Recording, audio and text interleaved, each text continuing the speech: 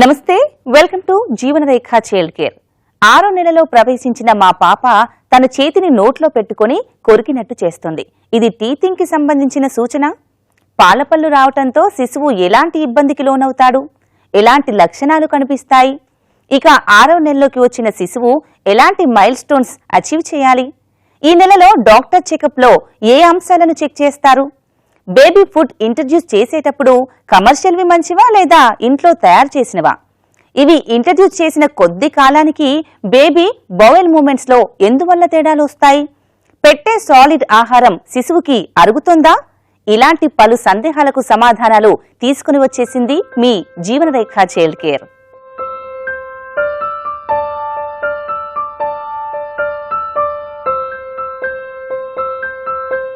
ఆరు నెలలు అంటే మొదటి ఏడాదిలో హాఫ్ వే మార్క్ టచ్ అయినట్టే. ఈ నెలలో గ్రోత్ ఎలా ఉంటుంది, ఎలాంటి మైల్ స్టోన్స్ బేబీస్ అచీవ్ చేయాలి, వారి వారి డెవలప్మెంట్ స్కేల్ ఆధారంగా కొందరిలో ఇవి కొంత ముందు వెనకగా చోటు చేసుకునే అవకాశం ఉంది. ఆ మైల్ స్టోన్స్ ఏంటో ఇప్పుడు చూద్దాం. మీ శిశువు 6వ నెలలోకి ప్రవేశించాడు. కంగ్రాచులేషన్స్, ఎందుకంటే మొదటి ఏడాదిలో సగభాగం పూర్తి చేసుకున్నాడుగా.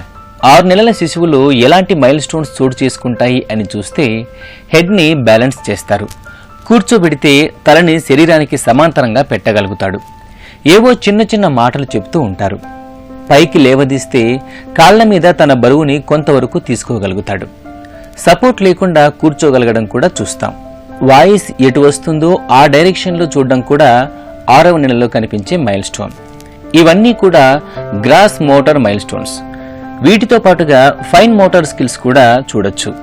ఇవి ముఖ్యంగా చేతి వేళ్లతో చేసేవి. ట్రాన్స్ఫర్ ఆఫ్ ఆబ్జెక్ట్స్ అంటే ఒక చేతిలోని వస్తువుని మరో చేతిలోకి మార్చడం కూడా 6 నెలల శిశువులు ఒక ఎదుగుదల. బిడ్డ ఏదైతే అది నోట్లో పెట్టుకోవడము, తర్వాత ఒక చేయి నుంచి ఇంకో చేయికి మార్చుకోవడము, ఈ రకమైనటువంటి తర్వాత వస్తువునిస్తే పట్టుకోగలుగుతుందా అంటే పట్టుకోవచ్చు, కానీ మరి వేళ్లతో పట్టుకోవద్దు అప్పుడే. కాకపోతే ఒక మొత్తానిగా చేతిలో మొత్తానిగా పట్టుకోవచ్చు, కానీ ఏళ్ళు కొన్నిసార్లు ఒక చెయ్యి నుంచి ఇంకో చెయ్యికి ట్రాన్స్ఫర్ చేయగలడము, ఇటువంటివి చేయడం అంటే ఇవన్నీ కూడా ఫైన్ మోటార్ స్కిల్స్ అంటాము. అదే గ్రాస్ మోటార్లో బిడ్డ కూర్చోవడము, తర్వాత అటు ఇటుగా దొరలడము అది చేయొచ్చు. అండ్ క్రాలింగ్ అంటే పాకులాడడం కూడా మొదలు కావచ్చు, కానీ అందరు పిల్లలు క్రాలింగ్ చేయకపోవచ్చు. కొంతమంది బాటమ్ షేఫ్లు అంటారు, కిందకి ఇలా చేయకుండా నడవడం మొదలు పెడతారు. అంటే క్రాలింగ్ ఏం కంపల్సరీ కాదు అందరి పిల్లలకు, బట్ 6 నుంచి 9 నెలల మధ్యలో మొదలవుతుంది. అప్పుడు 6 నెలలకు కంపల్సరీ చేయాలని లేదు. సో అది గ్రాస్ మోటార్ స్కిల్. ఈ నెల నుంచే ఆట వస్తువులను ఎంజాయ్ చేస్తారు బేబీస్. డెవలప్మెంట్లో భాగంగా ఆట వస్తువు చేతి నుంచి పడిపోతే ఆ వస్తువు కోసం చూడడం, ఎవరైనా వస్తువుని వారి చేతి నుంచి తీసుకోవడానికి ప్రయత్నిస్తే ఇవ్వను అన్నట్టుగా తమ భావాన్ని ఎక్స్ప్రెస్ చేస్తారు కూడా. ఇవన్నీ కూడా శిశువు ఆరోగ్యమైన ఎదుగుదలని సూచించే అంశాలే. మొదటి మాటలు కూడా 6వ నెల నుంచే మొదలవుతాయి. అత్త, తాత, బాబా, దాదా ఇలా 2 అక్షరాల మాటలను పసిపిల్లలు అంటూ ఉంటారు. అది విని ముచ్చటపడిపోతారు ఎవరైనా కూడా. ఈ నెలలో రొటీన్ చెకప్ కోసం శిశువుని వైద్యుని దగ్గరికి తీసుకెడితే శిశువు గ్రోత్ ని తెలుసుకునేందుకు ఎలాంటి అంశాలను వారు పరిగణలోనికి తీసుకుంటారు, ఈ నెలలో వ్యాక్సిన్స్ ఏమైనా ఉంటాయా, మీరే చూడండి. 6వ నెల అనగానే మొదటి సంవత్సరం హాఫ్ వే మార్క్ కాబట్టి ఈ నెలలో శిశువు గ్రోత్ ఏ విధంగా ఉంది అని చూసేందుకు పీడియాట్రిక్ చెకప్ తప్పనిసరి. ఈ విజిట్లో భాగంగా శిశువు ఎత్తు, పొడవు, తల చుట్టుకొలత మెజర్ చేస్తారు. టీతింగ్ గురించి నోటిని ప్రత్యేకించి చెక్ చేస్తారు. ఇప్పుడు 6 నెలల పిల్లలు మదర్స్ తీసుకొస్తే బేబీలను, వాళ్ళకి మనం మెయిన్గా ఫిజికల్ గ్రోత్ అనేది ఇంపార్టెంట్ మనకు చూసుకోవాలి. తర్వాత మెంటల్ గ్రోత్ కూడా చూసుకోవాలి. ఫిజికల్ గ్రోత్లు ఏంటంటే మనకి వెయిట్ అనేది ఇంపార్టెంట్. వెయిట్ పుట్టిన వెయిట్ ఎంత ఉంది అది డబుల్ కావాలి మినిమంగా. తర్వాత మనకు హెడ్ సర్కంఫరెన్స్ అంటారు, తల చుట్టుకొలత. అది ఎట్లా అంటే మనకు బర్త్ నుంచి ఎవ్రీ మంత్ స్పెసిఫిక్గా పెరుగుతూ ఉంటుంది. ఫస్ట్ ఒక 3 months వరకు నెలకు ఒక 2 centimeters గ్రోత్ వస్తుంది. తర్వాత 3 నెలల నుంచి 6 నెలల వరకు నెలకు ఒక 1 centimeter గ్రోత్ వస్తుంది. పుట్టిన వెంటనే తప్పనిసరిగా కొన్ని వ్యాక్సిన్స్ ని శిశువుకి ఇవ్వాల్సి ఉంటుంది. ఆ తర్వాత 6 వారాలకు, మళ్ళీ 10 వారాలు, తర్వాత 14వ వారానికి, అంటే 4వ నెల నిండే నాటికి 6 నెలలు నిండేలోపుగా HPV-3 వ్యాక్సిన్ ఇవ్వాల్సి ఉంటుంది. ఇక ఇన్ఫ్లుయెన్జా మొదటి డోస్ కూడా 6 నెలల లోపు ఇచ్చే వ్యాక్సినే. 6వ నెల నిండాక ఏ వ్యాక్సిన్స్ తీసుకోవాలంటే హెపటైటిస్ బి ఒకటి వస్తుంది IAP షెడ్యూల్ ప్రకారం. అప్పటికి 3 ప్రైమరీ డోసెస్లో హెపటైటిస్ బి కంప్లీట్ కాకుండా ఉంటే 6వ నెలలో ఒక హెపటైటిస్ బి డోస్ ఒకటి, OPV ఓరల్ పోలియో డ్రాప్స్, ఈ 2 వేసుకోవాల్సి వస్తుంది. అంటే ఇప్పుడు ప్రజెంట్ లాస్ట్ ఒక 2-3 ఇయర్స్ నుంచిగా మనం స్వైన్ ఫ్లూ కేసెస్ ఎక్కువగా చూస్తున్నాము. కాబట్టి ఇప్పుడు ఫ్లూ షాట్స్ అంటారు. ఇప్పుడు 6 నెలలు కంప్లీట్గా నిండిన పిల్లలకు మనము ఫ్లూ వ్యాక్సిన్స్ అనేవి మొదటి సంవత్సరంలో 2 డోసెస్ వేయించుకోవాలి. అంటే 1 మంత్ గ్యాప్తో 2 డోసెస్ వేయించుకోవాలి. అంటే ఒకటి 6వ నెల నిండాక ఆ ఫస్ట్ డోస్ వేసిన 1 మంత్ గ్యాప్లో 2వ డోసు తీసుకోవాలి ఫస్ట్ ఇయర్లో మాత్రం. దానివల్ల ఆ సంవత్సరం మొత్తానికి ఫ్లూ ప్రొటెక్షన్ వస్తుంది మనకు. చాలా చిన్న పదార్థాన్ని కూడా తమ చేతి బొటనవేలు, ఇండెక్స్ ఫింగర్ సహాయంతో జాగ్రత్తగా తీయగల శక్తిని కలిగి ఉంటారు 6 నెలల శిశువులు. అందుకే డేంజరస్ ఆబ్జెక్ట్స్ వారికి దూరంగా ఉంచాలి.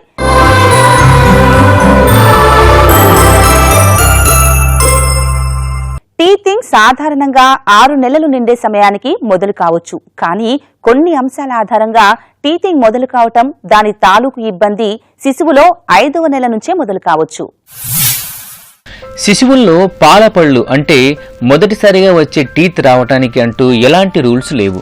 ఆ మొదటి ఒక పన్ను రావడం కూడా కొందరిలో కొన్ని వారాల పాటు ఇబ్బంది పెట్టి బయటపడితే, మరికొందరిలో ఎలాంటి సమస్యని కలగనివ్వకుండా ఒక్కసారిగా టక్కున వచ్చేస్తుంది. సాధారణంగా మొదటి పన్ను 7వ నెలలో వస్తుంది. కానీ ఆ పంటి తాలూకు తెల్లటి కొన 3 నెలలు నిండగానే కూడా కొందరిలో కన్నీ కనిపించకుండా ఉండొచ్చు. మరికొందరిలో 12వ నెలకి కూడా రావచ్చు. జన్యుపరమైన అంశాలు కూడా పాలపళ్ళు రావడానికి దోహదం చేస్తాయి. టీత్ అనేదండి, teeth eruption can anywhere start from 4.5 months నుంచి స్టార్ట్ అవుతుంది మన టీత్ ఇరప్షన్ అనేది. Genetic link, there are some studies ఫెమిలియల్గా కొంతమంది ముందు వస్తుందని. But interesting, there is something on neonatal teeth. పుట్టడంతోనే వాడు పన్నుతో పుడతాడు. సో దానికి కొన్ని కంజెనిటల్ సిండ్రోమ్స్ ఉన్నాయండి, జెనెటిక్ డిసీజెస్ కొన్ని ఉన్నాయి. That have to be taken into account. ఇక 4th, 5th month నుంచి ఫస్ట్ టీత్ ఇరప్షన్ స్టార్ట్ అవుతుంది. ఫ్రమ్ దట్ ఎవ్రీ మంత్ ఒక టీత్ వస్తూ ఉంటుంది. కానీ కొంతమంది పిల్లల్లో అలా 6th month నుంచి మొదలవ్వడం లేదు. ఒకే నెలలో 8th monthలో 9th month ఒకేసారి 4 పళ్ళు వస్తూ ఉంటాయి. So there are other factors. ఇలా ఎందుకు కొంతమందికి ఒక్కో పన్ను కరెక్ట్గా ఆర్డర్గా వస్తుంది, కొంతమంది 4 పళ్ళు ఒకసారి వస్తానికి there are multiple reasons for all this. మనం గమ్ థిక్నెస్, ఇలా అనేక కారణాలు ఉన్నాయి దానికి.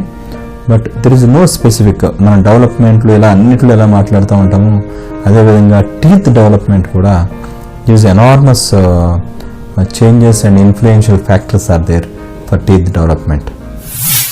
టీతింగ్ కి విరేచనాలు కావటానికి ఏమైనా సంబంధం ఉందా? టీతింగ్ లక్షణాలు ఎలా ఉంటాయి? ఈ సమయంలో శిశువు పడే ఇబ్బందిని ఆధారంగా ఎలాంటి కేర్ తీసుకోవాలో ఇప్పుడు చూద్దాం. బేబీస్లో టీతింగ్ మొదలవుతుందంటే పేరెంట్స్కి ఎన్నో సందేహాలు కలుగుతాయి. శిశువులందరిలో ఒకే తరహా లక్షణాలు కనిపించాలని, ఒకే సమయంలో అవి రావాలని ఎలాంటి యూనివర్సల్ రూల్ లేదు. సాధారణంగా మొదటి టీత్ వచ్చే ముందు ఎలాంటి లక్షణాలు కనిపిస్తాయని చూస్తే, మొదటి లక్షణం డ్రూలింగ్ అంటే చొంగ కారటం. ఇక మిగతా లక్షణాలు ఎలా ఉంటాయో వైద్యుల మాటల్లో చూద్దాం. పళ్ళు వస్తున్నప్పుడు కొంతమంది పిల్లలకు ఆకలి ఎక్కువగా, అంటే పళ్ళల్లో కొంచెం దురదలాగా వస్తుంటుంది. అక్కడ టీత్ ఎరప్షన్ అవుతున్నప్పుడు కొంచెం పళ్ళల్లో దురద రావటం, కొంతమందికి నొప్పి కూడా వస్తుంటుంది. ఆ నొప్పి వచ్చిన పిల్లలు ఏంటంటే కొంచెం ఫీడ్ తక్కువ తీసుకుంటారు, ఫీడ్ రెఫ్యూజ్ చేస్తారు. టీతింగ్ వచ్చినప్పుడు ఫుడ్ కొంతమంది ఎక్కువ తీసుకుంటారు, కొంతమంది తక్కువగా తీసుకుంటారు. ఇవి అన్ని కామనే, మదర్స్ వర్రీ కానక్కర్లేదు. పళ్ళు వచ్చేటప్పుడు యూజువల్గా వాళ్ళకి దురద రావటం వల్ల 6 నుంచి సంవత్సరం లోపు పిల్లలు ఏది ఇచ్చినా వాళ్ళ నోట్లో పెట్టుకుంటుంటారు. అంటే అది ఫుడ్ కావచ్చు, దాని ద్వారా ఇన్ఫెక్షన్స్ కూడా పిల్లలకు వెళ్ళే ఛాన్సెస్ ఎక్కువగా ఉంటాయి. ఈ సమయంలో శిశువులో అధికంగా ఊరే లాలాజలం వల్ల శిశువు మైల్డ్గా దగ్గనవచ్చు. దగ్గుతో పాటుగా జలుబు, అలర్జీ లక్షణాలు లేనంత వరకు టీతింగ్ సమయంలో వచ్చే లైట్ కాఫ్ గురించి పెద్దగా ఆందోళన చెందాల్సిన అవసరం లేదు. ఇక మరో ముఖ్య లక్షణం ఇన్ఫ్లమేషన్. అంటే చిగురులో నుంచి పన్ను బయటపడే క్రమంలో చిగురులో కాస్త వాపు రావచ్చు.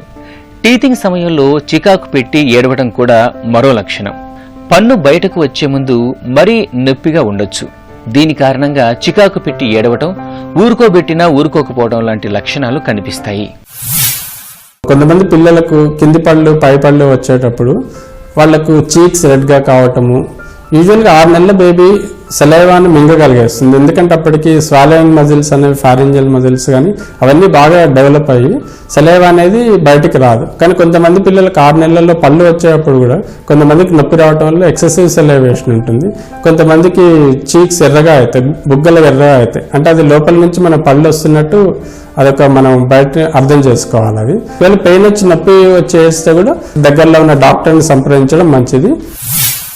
టీతింగ్ సమయంలో శిశువుని తల్లిని కూడా ఇబ్బంది పెట్టే విషయం టీతింగ్ కారణంగా ఫీడ్ సరిగ్గా తీసుకోకపోవటం.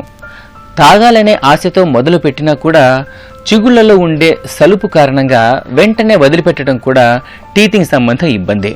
ఇలా కొందరు శిశువులు రోజంతా ఇబ్బంది పడుతూ ఉంటారు. ఈ కారణంగా తల్లిది కూడా నిస్సహాయ పరిస్థితి. అప్పటికే సాలిడ్ ఫుడ్స్ పరిచయం అయి ఉన్న పిల్లలు తాత్కాలికంగా వాటిని కూడా నిరాకరించొచ్చు. ఎప్పుడైతే టీత్ బయటకు వచ్చేస్తుందో మళ్లీ ఫీడింగ్ మామూలైపోతుంది. ఒక్కోసారి టీతింగ్ కారణంగా స్వల్ప జ్వరం రావచ్చు. 6 నెలల సమయానికే తల్లి పాలను వదిలి సాలిడ్స్ తినడం ఆరంభించడం కూడా వారిలో కొంత ఇమ్యూనిటీ తగ్గేందుకు కారణం కావచ్చు. కేవలం పగలే కాకుండా రాత్రి వేళ కూడా పళ్ళు బయటకు వచ్చే ప్రాసెస్ నడుస్తూ ఉంటుంది కాబట్టి వారు నిద్ర సరిగ్గా పోలేకపోవడం కూడా ఉండొచ్చు.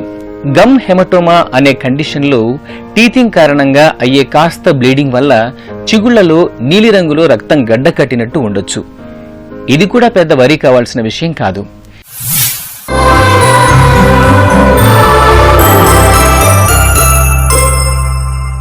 ఆరు నెలలు ఎప్పుడు వస్తాయా, సాలిడ్స్ పెడదామా అని వేచి చూస్తూ ఉంటారు పేరెంట్స్. ఇవి ఇవ్వడం వల్ల శిశువు మరింత త్వరగా ఎదుగుతాడని భావిస్తారు. మరి ఎలాంటి ఆహారాన్ని ఇవ్వాలి? బజార్లో రెడీగా దొరికే కమర్షియల్ బేబీ ఫుడ్సా లేదా ఇంట్లో తయారు చేసినవా? ఇదివరకు అసలు బేబీ ఫుడ్స్ అనేవి రెడీమేడ్గా దొరకని సమయంలో ఒకే ఒక చాయిస్ బేబీకి ఇంట్లో వండిన ఆహారం పెట్టడం. ఇప్పుడు మార్కెట్లో ఎన్నో రకాల బేబీ ఫుడ్స్ లభిస్తున్న కారణంగా ఇది మంచిదా లేదా ఇంట్లో చేసింది మంచిదా అనే ప్రశ్న తలెత్తుతుంది. కానీ హోమ్ మేడ్ బేబీ ఫుడ్నే అత్యధిక శాతం మంది ప్రిఫర్ చేస్తూ ఉంటారు. తల్లి తన చేత్తో బేబీ కోసం ఫుడ్ని ప్రిపేర్ చేసి పెట్టడంలో ఒక ఆనందం ఉంటుంది. అంతేకాదు ఆహార క్వాలిటీ పట్ల కూడా ఎటువంటి అనుమానం లేకుండా ఉండొచ్చు. ఇక కమర్షియల్ ఫుడ్ బెటరా, ఇంట్లో తయారు చేసిన ఫుడ్ అనేది ఒక ఎప్పుడు చర్చ జరుగుతూనే ఉంటుంది. దిస్ నో డిస్ప్యూట్ అండి. హోమ్ మేడ్ ఫుడ్ కొంత అడ్వాంటేజ్ కమర్షియల్లో ఉండదు. ఏంటి అడ్వాంటేజ్ హోమ్ మేడ్ ఫుడ్ అంటే, you can prepare it when ever you want. First you can prepare which ever is readily available in the house. చిన్నపిల్లలకి 6 నెలల నుంచి మనం feeding foods మొదలు పెడుతూ ఉంటాం కాబట్టి వీనింగ్ టైం కాబట్టి you can prepare them fresh, organic ఫామ్లో ఉన్నామండి, ఎలా వచ్చినా కానీ మీ కళ్ళ ముందే మీరు తయారు చేయొచ్చు. So it is safe. 4th important thing అంటే, ఇలా మనం ఇంట్లో చేసిన ఫుడ్స్తో వీనింగ్ ఫుడ్స్ అది మొదలుపెట్టినప్పుడు it is very easy for them to adapt them to మన రెగ్యులర్ ఫుడ్కి మార్చాలంటే వాళ్ళకి చాలా ఈజీ అవుతుంది compare to the commercial food. At the same time commercial ఫుడ్స్లో అడ్వాంటేజెస్ లేదని చెప్పనట్లేదు. So commercial foods are energy density food. కొంత దాంట్లోనే ఎక్కువ ఎనర్జీ వాడు డెవలప్ చేసేస్తాడు. అలాగే కమర్షియల్ ఫుడ్స్లో అడ్వాంటేజ్ ఏంటంటే, you have lot of supplements added, vitamins అది యాడ్ చేసి ఫోర్టిఫై చేసేస్తారు కాబట్టి మన రెగ్యులర్ ఫుడ్స్లో అనుకున్నంతగా లేకపోయినా దాంట్లో ఉండొచ్చు. సెకండ్ థింగ్, వర్కింగ్ మదర్స్కి who are busy with their schedules and this nuclear family is growing day by day, an advantage of using commercial foods are there. Traveling and somebody is not well, ఇవన్నీ కూడా కొన్ని advantage. So how to balance this అంటే, definitely home made food with some amount of commercially available fortified food అయితే I think the nutrition is totally balanced. మొదటిసారిగా cereal బేబీకి introduce చేస్తూ ఉంటే దాన్ని శుభ్రంగా కుక్ చేసి అందులో ఎటువంటి ఇతర పదార్థాన్ని యాడ్ చేయకుండా ఇవ్వండి. ఉదాహరణకు ఉప్పు, పంచదార లాంటివి. ఒకేసారి అన్ని రకాల పదార్థాలను ఇంట్రడ్యూస్ చేయకుండా ఒకదాని తర్వాత కొన్ని రోజుల గ్యాప్తో మళ్లీ మరో పదార్థాన్ని ఇవ్వటం మంచిది. ఇక బేబీ ఫుడ్ కోసం వాడే రైస్ కానీ గోధుమలను శుభ్రం చేసి నానబెట్టి ఆరిన తర్వాత మాత్రమే పౌడర్ చేసి ఉడికించాలి. ఆ తర్వాత ఆ మిశ్రమాన్ని స్ట్రెయిన్ చేయాలి. దీనివల్ల ఏవైనా ఉండలు ఉంటే అవి తొలగి మిక్చర్ స్మూత్గా ఉండేలా చూసుకోవచ్చు. పప్పు పదార్థాన్ని పెట్టాలంటే వాటిని వండే ముందు ఓవర్ నైట్ నానబెట్టి వండడం మంచిది. బేబీ ఫుడ్ ప్రిపరేషన్లో శ్రద్ధ, శుభ్రత రెండు కూడా చాలా ముఖ్యం. ఎందుకంటే బేబీ తినే మొదటి ఆహారాలు వారి ఎదుగుదలకి పునాది వేస్తాయి. ఇంకా పిల్లలు ఫుడ్ ఎప్పుడు తింటారంటే యూజువల్గా వాళ్ళకు పెట్టే కన్నా కూడా మన ఫ్యామిలీ మెంబర్స్ పాట్ ఫీడింగ్ అంటారు. అంటే మన ఫ్యామిలీ మెంబర్స్ తింటున్నప్పుడు వాళ్ళు ఆ అలవాట్లను ఇంకా బాగా అలవర్చుకుంటారు. ఇప్పుడు మనం బయట ఫుడ్ తెచ్చి పెట్టే కన్నా కూడా మన ఇంట్లో మనం చేసుకునే తినేటప్పుడు ఫుడ్ మన దగ్గరకు వచ్చి నోరు చావడం అట్లాంటివి చేసినప్పుడు మనం ఆ ఫుడ్ని వాళ్ళకి పెట్టడం ద్వారా వాళ్ళకు మన ఫుడ్ హ్యాబిట్స్ అలవాటు చేసినట్టు ఉంటుంది. ఇట్లా బయట ఫుడ్ ద్వారా వచ్చే కాంప్లికేషన్స్ని అవాయిడ్ చేసినట్టు ఉంటుంది. ఎప్పుడైనా కూడా మనం న్యాచురల్గా మన ఇంట్లో దొరికే ఆహార పదార్థాలు పెట్టుకుని తినటమే పిల్లలకు అలవాటు చేయటం మంచిది. ఎప్పటికైనా కూడా బయట మార్కెట్లో దొరికే ఫుడ్ని అవాయిడ్ చేయటమే మంచిది. అంటే కొంతమంది కొంచెం ఫార్టిఫైడ్ ఫుడ్స్ అని ఈ మధ్య మార్కెట్లో చాలా వస్తున్నాయి. వాటిల్లో వచ్చే కెమికల్స్ కానీ వాటిలో వచ్చే న్యూట్రిషనల్ కొన్ని డెఫిషియన్సీ ద్వారా వాటి ద్వారా ఫ్యూచర్లో అలర్జీస్ వచ్చే ఛాన్స్ ఎక్కువగా ఉంటుంది. సాలిడ్ మొదలు పెట్టగానే శిశువు మోషన్ పాస్ చేసే రొటీన్లో మార్పు వచ్చిందని తల్లులు కంగారు పడుతూ ఉంటారు. ఇలా ఎందువల్ల జరుగుతుంది? మోషన్ ఫ్రీగా కావాలంటే సాలిడ్ ఫుడ్స్ ని ఏ విధంగా మిక్స్ చేయాలి? మీరే చూడండి. మరి ఇన్ని రోజులు బిడ్డ కేవలం పాల మీదనే ఉన్నాడు అంటే బిడ్డ యొక్క జీర్ణ వ్యవస్థ, జీర్ణాశయం, పేగులు అవన్నీ కూడా ఒక రకమైనటువంటి భోజనానికి అలవాటు పడ్డది. బిడ్డకు కూడా తినేటువంటి ఆ యొక్క సాలిడ్ ఫుడ్ని బట్టి, ఆ తినే భోజనాన్ని బట్టి మోషన్లో మార్పు రావచ్చు. ఉదాహరణకి రంగు మారడం, గ్రీన్గా, బ్రౌన్గా కాకుండా కొంచెం లూజ్గా రావడం, కొంచెం ఫ్రీక్వెన్సీ పెరిగి ఏదో మామూలు పోయేదానికంటే 1-2 సార్లు ఎక్కువ పోవడము, కొంచెం కలర్ మారడము, దాని గురించి కంగారు పడాల్సిన అవసరం లేదు. మరి ఎప్పుడు కంగారు పడాలి? ఎప్పుడు కంగారు పడాలంటే చాలా ఎక్కువ లూజ్ మోషన్స్ అయితే, అంటే ఫ్రీక్వెన్సీ మామూలు దానికంటే చాలా ఎక్కువ అయిపోయింది, కంటిన్యూస్గా వెళ్తున్నాడు. మామూలు రోజుకు ఒకసారి 2 రోజులకు ఒకసారి పోయే పిల్లోడు ఒక 6-7 సార్లు పోతున్నాడు అప్పుడు. లేదంటే పూర్తిగా నీళ్ళ మాదిరిగా మోషన్ వస్తుంది అప్పుడు. లేదంటే మోషన్లో బ్లడ్ వస్తుంది అప్పుడు. అదేవిధంగా ఆ పొట్టలో నొప్పి ఎక్కువ కావడం, గ్యాస్ మరీ ఎక్కువ, అంటే కొంత గ్యాస్ వస్తుంది, అలా కాకుండా మరీ ఎక్కువ కావడము. సో ఇటువంటి లక్షణాలు ఉన్నట్లయితే కొంచెం డాక్టర్ చూపించడము, జాగ్రత్త పడడము మంచిది. జీవనరేఖ చైల్డ్ కేర్లో బేబీ హెల్త్ టిప్ ఇప్పుడు మీకోసం. 6 నెలల మొదలు శిశువుకి సాలిడ్ ఆహారాన్ని తయారు చేసేటప్పుడు గుర్తుంచుకోవాల్సిన అంశాలు. పొటాటో, క్యారెట్, యాపిల్ బాయిల్ చేసేటప్పుడు దాన్ని తొక్కతో పాటుగా ఉడికించాలి. ఆ తర్వాత వాటిని ఫీల్ చేసి, మ్యాష్ చేసి, స్ట్రెయిన్ చేసి బేబీకి తినిపించాలి. అల్యూమినియం పాత్రల్లో శిశువు ఆహారాన్ని వండకూడదు. కాపర్ బాటం పాత్రల్లో పండ్లు, కూరగాయలను ఉడికించడం వల్ల వాటిలో ఉండే విటమిన్ సి నశిస్తుంది. జీవనరేఖ చైల్డ్ కేర్లో ఈ రోజు చూసిన అంశాలను ఒక్కసారి గుర్తు చేసుకుందాం. 6 నెలల శిశువుల్లో వివిధ మైల్ స్టోన్స్ చోటు చేసుకుంటాయి. తల బ్యాలెన్స్ చేయడంతో పాటుగా కూర్చోపెడితే తలని శరీరానికి సమాంతరంగా పెట్టగలుగుతాడు. 2 అక్షరాల చిన్న చిన్న మాటలు చెబుతూ ఉంటారు.